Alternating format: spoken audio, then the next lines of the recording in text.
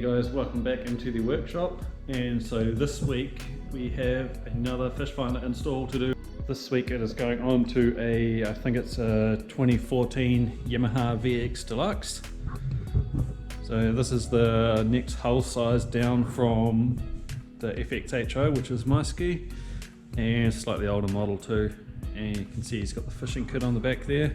He has opted to install the Garmin Striker 75 SV. So it's a 7-inch unit. It's basically got all the necessary features, and so that's the unit there with the protective coating on it. Just a simple U-shaped bracket for the mounting, and he wants that up on the dash area somewhere on the right hand side.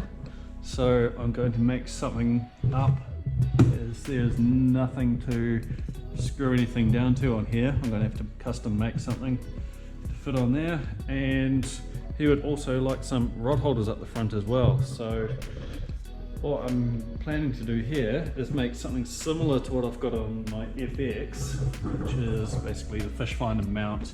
Goes across there, it has rod holders on the other side.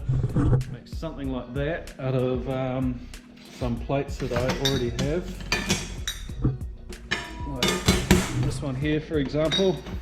I will just have to make some modifications to it, and then probably a rod holder out each side, and that will also give me a nice strong base to mount the fish finder on as well. So it's sort of a win-win situation, two birds with one stone sort of thing. So yeah, we might start digging into that and figure out a way to mount the fish finder.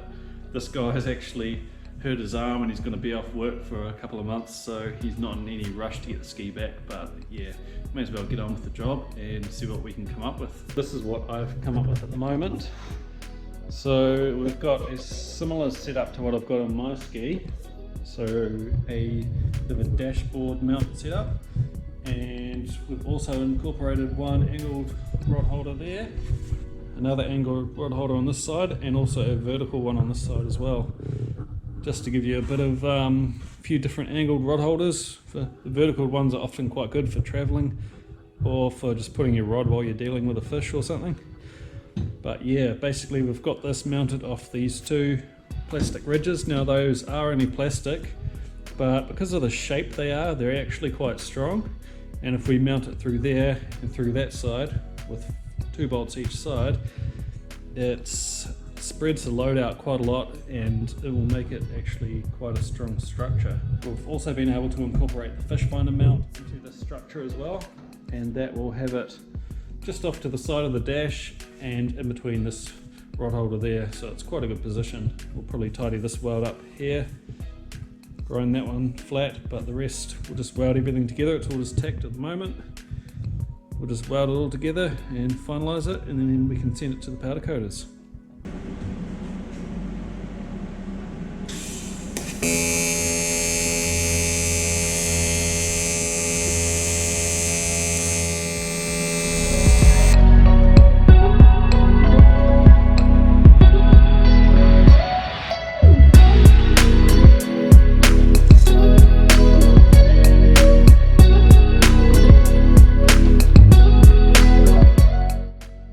So there we have it.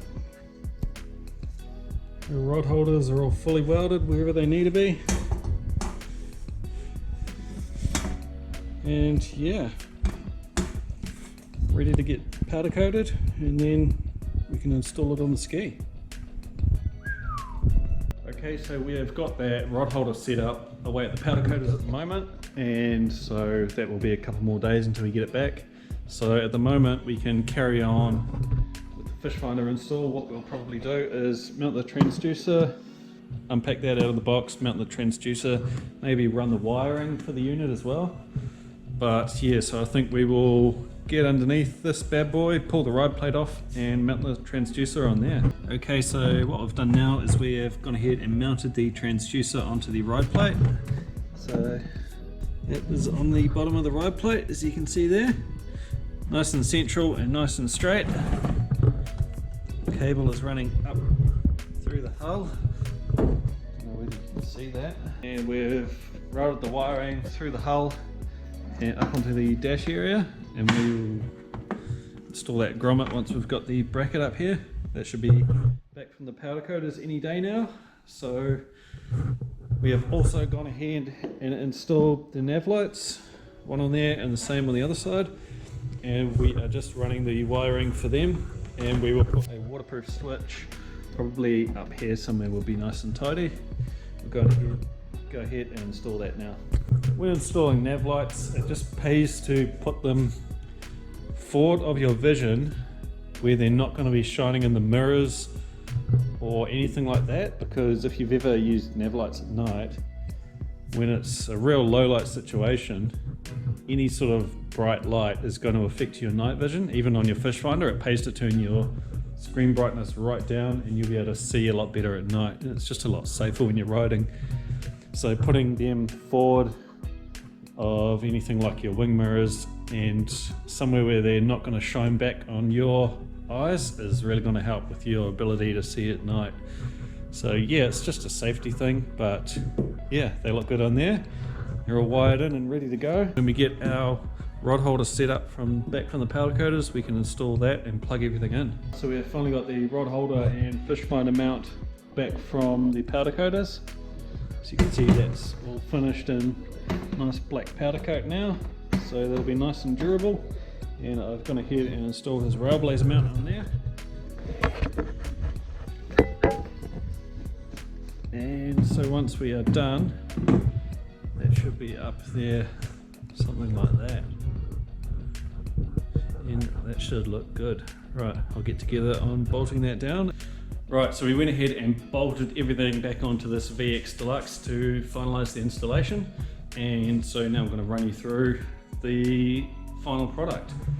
So here we have got the nav lights, port and starboard side, red and green. There's a switch, waterproof switch up there.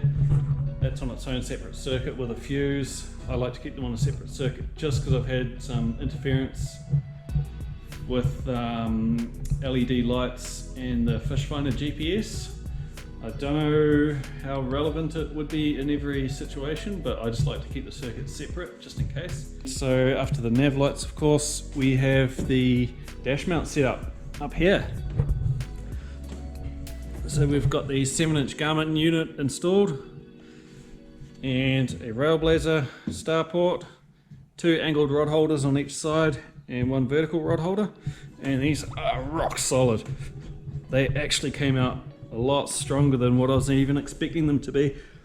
It turns out that this plastic area in here, just all the angles and the shape of it has made it quite a rigid moulding, and I've got a very large backing plate inside there where it's bolted down as well, so that's come up very good. I'm quite happy with that.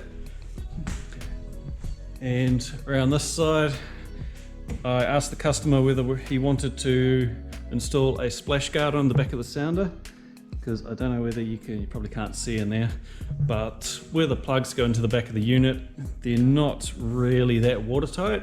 They're supposed to be waterproof rated, but they can't really handle the elements on a jet ski, and you find that the constant water blasting, especially in salt water, will just get in and cause corrosion, and then your unit will eventually fail.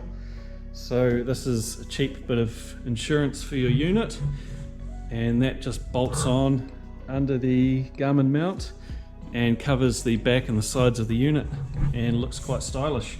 Also protects it from stone chips while you're on the road as well. If a stone was to ever flick up and hit the unit, it would avoid you getting any damage there as well. So yeah, that's up there. Once again, a view from the top. Everything's nice and accessible, nice angle off to the side with the fish finder. You can still see all his warning lights and learning mode lights and everything. And everything's mounted rock solid. So yeah, that's pretty much it.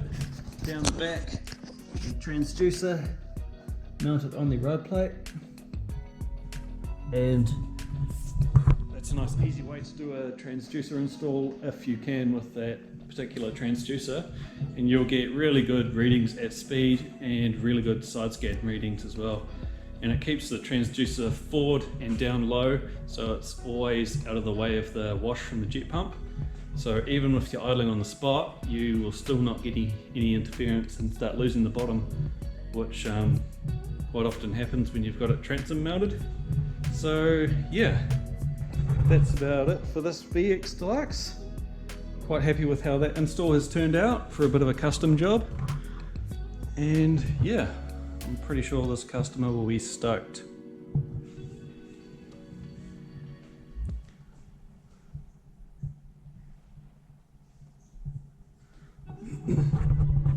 There's also enough room up on this Railblazer starport to mount one of the Fusion Marine radios, so that will sit in there quite nicely when he eventually wants to buy one of them.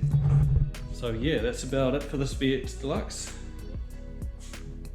It's ready to get out there and hit the water.